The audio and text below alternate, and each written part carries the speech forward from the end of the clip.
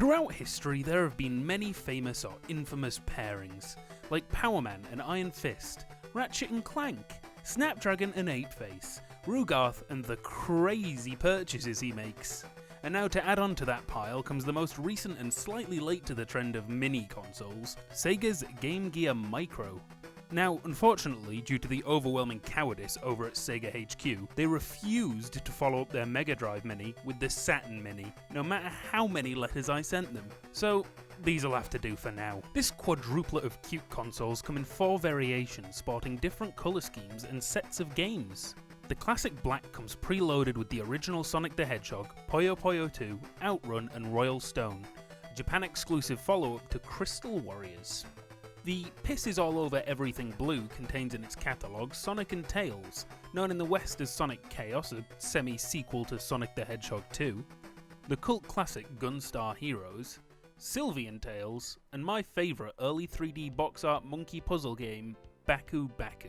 This shining yellow model, trust me it's funny in a second, contains the full Shining Force trilogy, as well as, Nazo Poyo, Ale no Ru, which, from what I can discern from a title in 2 languages that I can't read and some light googling, appears to be some sort of Puyo Puyo based puzzle cooking themed adventure RPG?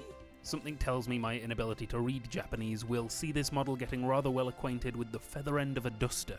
The dashing Kiryu's shirt red holds a duet of Megami Tensei Gaiden Last Bible and Megami Tensei Gaiden Last Bible Special, which from what I understand are the 1st and 5th titles in the series.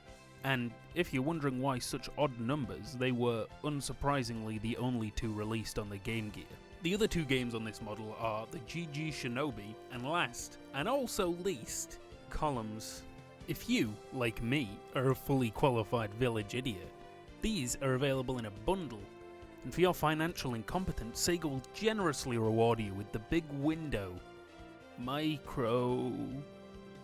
This is a miniature version of an attachment for the original Game Gear that was supposed to magnify the screen, which, even if these things did ever work, you probably wouldn't need, because the screens on these are actually really clear and sharp for the size.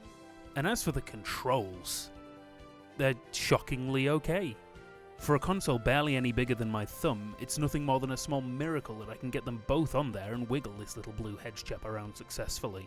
If you're wondering if the Game Gear Micro truly deserves the title of Micro, then fear not, because these little sods are an adorable 7.5 centimeters wide and 3.5 centimeters tall.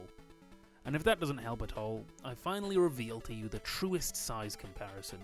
An original Game Gear. If you're thinking that you want one of these now, hold your horses, because as much of a Sega mark as I can be at times, I cannot in good faith recommend these. I paid what came out to about £45 per console for the bundle, or a regrettable £180 total. And while slightly cheaper than other mini consoles, it doesn't feel as worth it due to the smaller libraries, which is almost halved again if you, like me, can't read Japanese. However, if you have already decided that you absolutely need to get your hands on one of these for your Game Gear shrine, I'd suggest either the black or blue ones, as they both have a Sonic game, and 3/4 of their library require no comprehension of Japanese at all.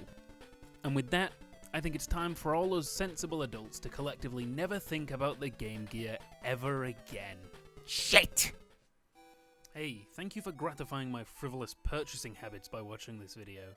If you want some more, you can check out some of my other videos, or, if it so tickles your fancy, the Ultimanauts LP channel, where we've played a handheld Sonic game. See you soon.